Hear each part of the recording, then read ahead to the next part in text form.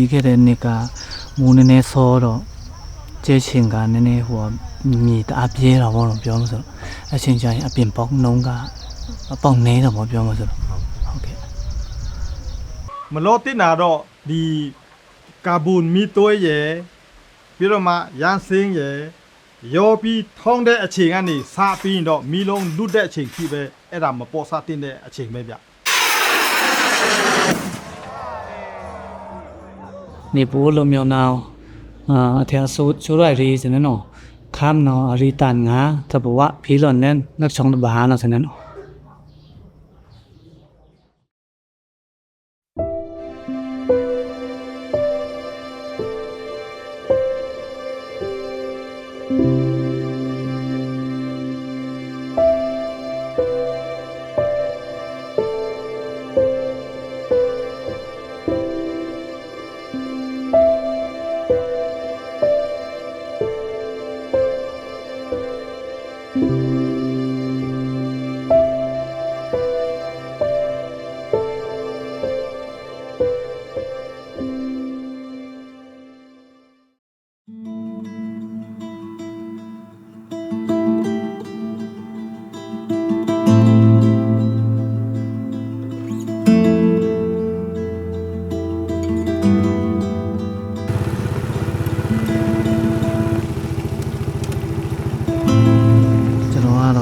တောင်ကြီးမြို့နယ်နောက်ကျအုပ်စုပြင်ဆောင်ရွာကကိုမောင်ကြီးပါဗျ။တောင်လူလောက်တာကနှစ်30ကျော်ပြီ။ဟုတ်ပြီဗျ။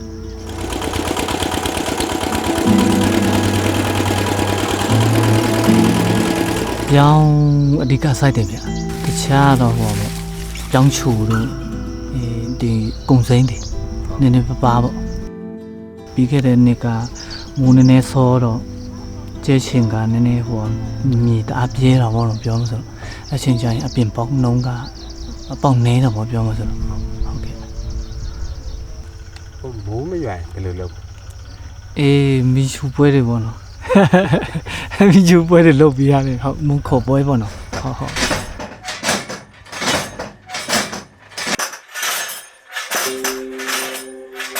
်ကျွန်တော်အခုတလောဟိုပေါ်မှုပွဲရှိတယ်ဆိုတော့ကျွန်တော်မီလုံးလုံးမီချူလုံးနေရပါဗျာကျွန်တော်ဥခွန်တန်းငယ်ပါဗျာနေရာလိပ်စာကတော့ကျွန်တော်တို့တောင်ကြီးမြို့နယ်ဘန်ကွေးကျောက်အုပ်စုမီနီကုန်းအနောက်ရွာမှာပါဗျာလူကြီးတယ်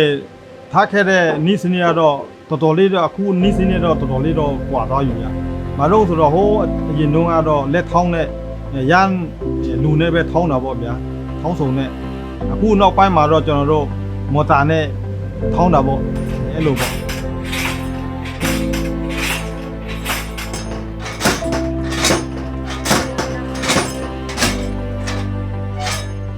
အားတော့ကျွန်တော်တို့ပြင်းဆုံးပေါ့ပြင်းဆုံးကလေးစားတစားပေါ့ဗျာလေးချိန်နဲ့ပေါ့လေးချိန်ကကျွန်တော်တို့ရမ်းစင်းကလေးစားရယ်စုံတစုံစားကျွန်တော်တို့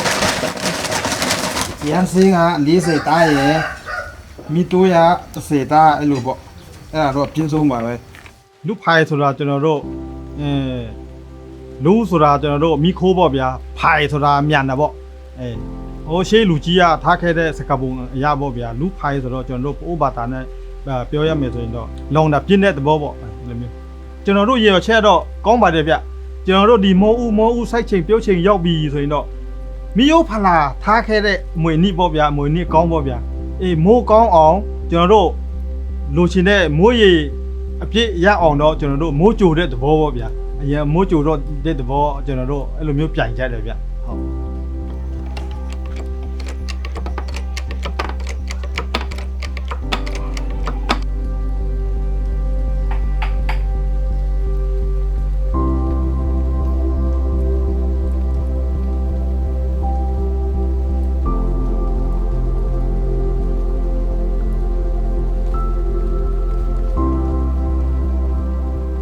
ရန်တခါထဲတာ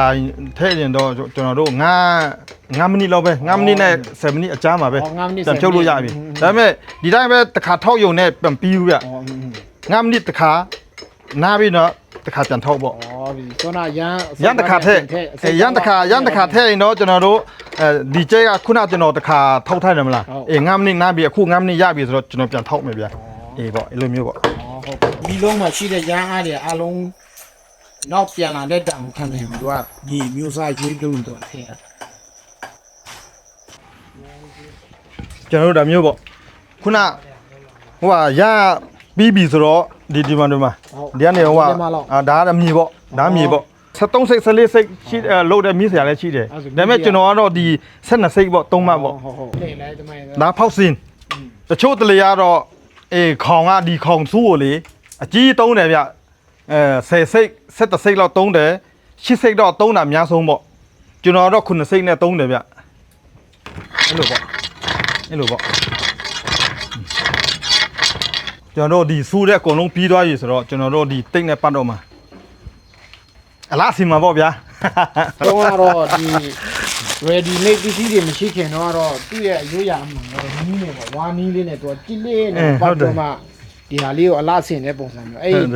ဝါနီးနဲ့ကြစ်လေးအောင်အလားဆင်ပြီးတော့မှတချို့ဆိုရင်လည်းဆေးရောင်ချေပြီးတော့မှကာလာရောင်ချေပြီးတော့မှဆေးတုပ်ပြီးတော့မှရင်းဖြစ်ကြတာပေါ့ပြီးတော့ ready made ဒီတိတ်တွေရှိတဲ့ခါကျတော့မီးဆရာတွေကတော့ဒီနောက်ပိုင်းမီးဆရာတွေကတော့ဒီတိတ်တွေနဲ့ပဲတုံးပြီးတော့သူကဒါတွေပဲအလားဆင်လိုက်တာ ဟုတ်တယ်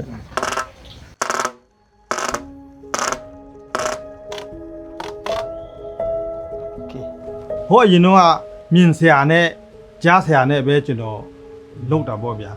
မြင်ဆရာကြားဆရာလုပ်တာကတော့ကျွန်တော်တို့မီလုံးကွဲတယ်ဗျပြီးတော့မှကျွန်တော်ကဒါမဖြစ်တင်ဘူးဆရာမပြနီးမရဆိုတော့ကျွန်တော်ကအဲ့တစ်ချက်စဉ်းစားပြီးတော့မှကျွန်တော်ဆရာဟောပြင်လောင်းမြို့နယ်ရီဦးကြီးရွာမှာဥခွန်တင်ထုဆိုတဲ့ကျွန်တော်ဆရာပေါ့ဗျာအဲ့သူ့စီမှာကျွန်တော်စီပူးတယ်ဗျအဲ့မှာနိစနစ်တင်ပြီးတော့မှကျွန်တော်ဒီလိုအစင်ပြီးအစင်ပြေလာတာပေါ့ဟုတ်ကဲ့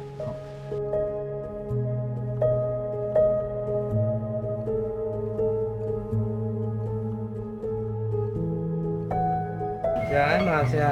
လိုဝက်ထည့်တဲ့ပစ္စည်းရှိသေးတယ်မလား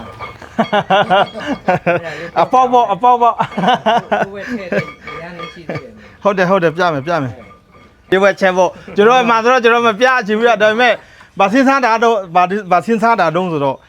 ဒီဟာလေးကိုပြလိုက်တာနဲ့မြစ်ဆရာတိုင်းကတော်တော်လေးကိုအန်တယ်ကင်းလိုက်မယ်လို့ကျွန်တော်ကမှတ်ယူလို့ကျွန်တော်ပြမှာဒီအတုံးလေးကဘာတုံးဆိုတော့ကျွန်တော်တို့ဒီအထဲမှာလဲကျွန်တော်တို့ခုနထောင်းထားတဲ့ရမ်းပါပဲဒါကတော့စနစ်ပိုက်ပေါ့စနစ်ပဲပိုက်ပေါ့မီလုံးအသေးလေးရိုက်လိုက်တယ်မီလုံးအသေးလေးရိုက်လိုက်ပြီးတော့မှငါမူနဲ့ကျွန်တော်လက်မဝဲဖြတ်ပြီးတော့မှဒီမှာထည့်လိုက်တယ်ဒီအဲ့လိုပေါ့ထည့်လိုက်တယ်ဘလောက်လိုချင်တော့ပေါ့ဘလောက်လိုချင်တော့ငါလက်မလိုချင်လားငါလက်မပြည့်ရင်တော့10တုံးပေါ့10တုံးထည့်ပြည့်ရင်ဒီကော်ပြားလေးနဲ့ပြန်ပိတ်မယ်ကော်ပိတ်ပြီဆိုရင်တော့ဒီရန်သားကိုပြန်ထည့်လိုက်မယ်ပြန်ထည့်ပြီးရင်ကျွန်တော်လုတ်ထားတဲ့စင်တစ်စနပဲကြပွေးရ3မှပေါ့3မှကြပွေးပေါ့ပြန်ရိုက်မယ်ဘလောက်ချချင်တော့အဲ့ဒါမြစ်စရာပေါ်မှာမူတည်တယ်ကိုလိုချင်တဲ့ဟာကိုပြည့်ပြီဆိုရင်တော့ဒီကော်ပြားထပ်ထည့်မယ်ဒီကော်ပြားထည့်ပြီးတော့မှ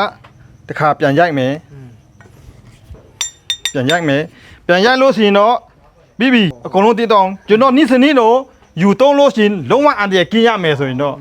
အန်တရာကင်းရမယ်ဆိုတော့ကျွန်တော်အမခံတယ်ဘာမှမဖြစ်စေရဘူးဒီရန်တာအကုန်လုံးတစ်ပိုက်လုံးဒီရန်တာပဲဘာမှမရောဘူးပိုက်ရယ်ကိုရယ်ရေရယ်ကာဗွန်ရယ်ရန်စင်းရယ်အဲ့ဒါပဲပါတယ်ဘာမှမပါဘူး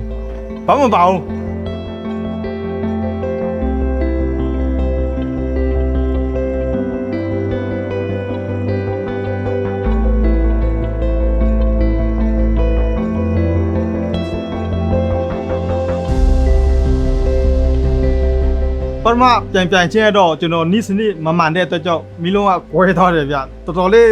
စိတ်ပြတ်ဖို့လည်းကောင်းတယ်တော်တော်လေးလည်းစိတ်အားငယ်ဖို့လည်းကောင်းတယ်ဒီနောက်ပိုင်းမှာတော့အမတ်တရဖြစ်ဆုံးအချိန်မှာတော့ကျွန်တော်တို့ဒီပွဲကျွန်တော်တို့မီနီကုန်းပွဲဗျကျွန်တော်တို့မီနီကုန်းပွဲမှာတော့ကျွန်တော်တလုံးရိုက်တယ်တလုံးကြိတ်ထောက်တယ်ပြီးတော့မှရှိုးတယ်ဆက်လန်တော့တယ်မရဘူးနောက်တလုံးပြန်ရိုက်တယ်ပထမတလုံးတက်တဲ့အချိန်မှာကျွန်တော်တော်တော်လေးကိုမတ်တရားဖြစ်တယ်ဗျတော်တော်လေးဝမ်းတာပစ္စည်းဖြစ်တယ်ဗျကျွန်တော်တို့ဖိုးဘရဲ့အမွေနေ့ကကျွန်တော် ကျွန်တော်တယောက်လုတ်တတ်နေပြီလားဆိုတာဆိုတဲ့အရာတာလေးကျွန်တော်ခံစားပြီးတော့မှတော်တော်လေးပတိဖြစ်တယ်ဗျ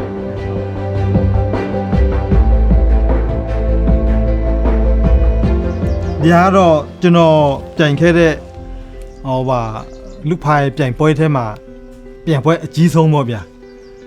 လူဖိုင်လောကကျွန်တော်တို့လူဖိုင်လောကထဲမှာပွဲအကြီးဆုံးမိလုံးအများဆုံးပွဲလို့ပြောလို့ရတယ်ဗျပြီးခဲ့တဲ့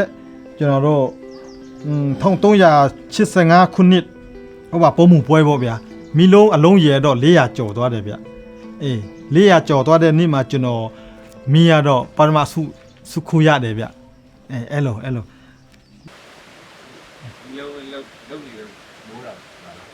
တ်တယ်ဗျမင်းတို့လောက်ရင်းနေတယ်မိုးကကြိုတယ်ဆိုတော့သူတို့လည်းလာမှာပေါ့နော်အဲ့လို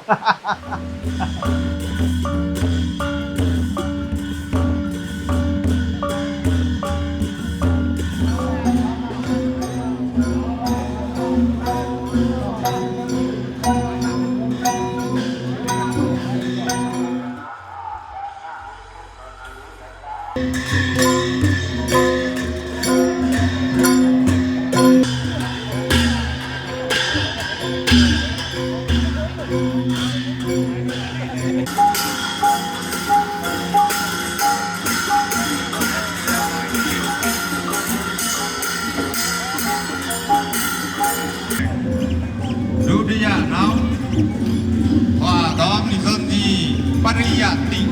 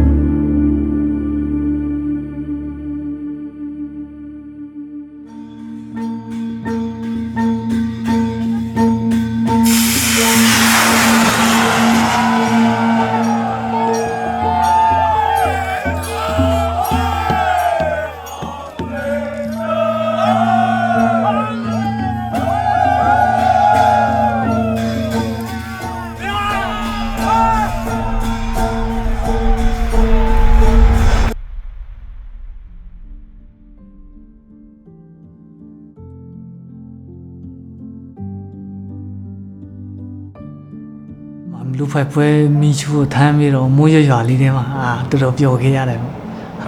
ဟုတ်ကဲ့ပွဲရတော့ကွာရှားတဲ့နီးပညာပိုင်းဆိုင်ရာပေါ့နော်ပြီးတော့မီလုံးလည်းအရင်တုန်းကတော့ဟိုကွဲတတ်တယ်ပေါ့နော်အခုနောက်ပိုင်းတော့အကွဲနေတယ်လို့ပြောရမှာနီးပညာတိုးတက်လာတော့မိုးရွာလာရင်တော့ပြောင်းလေစိတ်ကြတော့မှာဗျာ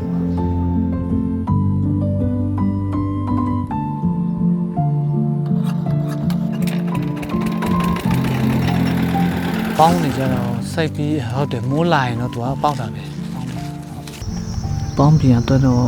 ဒီဟုံးတော့ကောင်းတယ်ဗျတုံးပြီးတာနဲ့သူကမြက်တွေအကုန်ချင်းသွားတာပေါ့နော်မြက်ရားတွေလည်းချင်းသွားတယ်ပြောင်းသွားတာ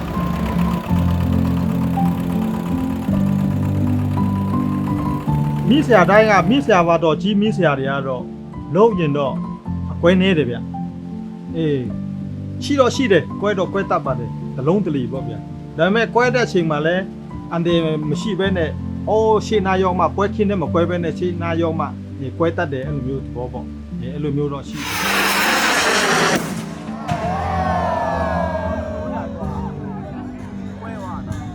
ကွဲတာတော့စိတ်မကောင်းဘူးပေါ့ဗျာအေးကွဲအောင်တော့လှုပ်တာတော့မဟုတ်ပေမဲ့လှုပ်ရင်းနဲ့အခက်မတင်တာချွင်းချက်ရှိတာကြောင့်ကွဲတတ်တယ်ဗျအဲ့လိုကျွန်တော်တို့အများပါပဲဗျ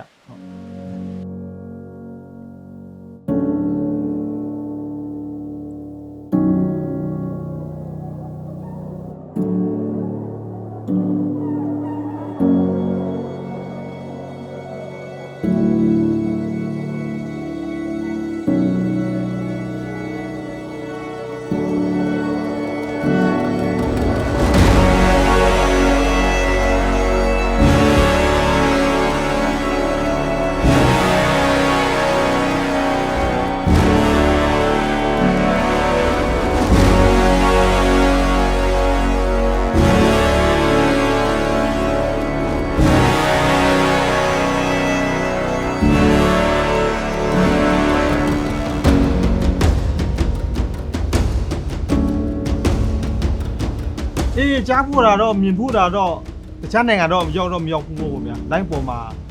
ကြီးရတာတော့လူတွေကလည်းတော်တော်လေးဖြစ်စားနေတယ်ဗျသူတို့လည်းလုတ်တယ်ဗျ你们是把南脑能把鸡那民们ครวยมวยท่า的หนาวมวยปล่อยอยู่ตะพงมินแลนนะแสงลันบ่แน่ลูกภายอบซาเจอโลนายนี่แน่เฮ้ย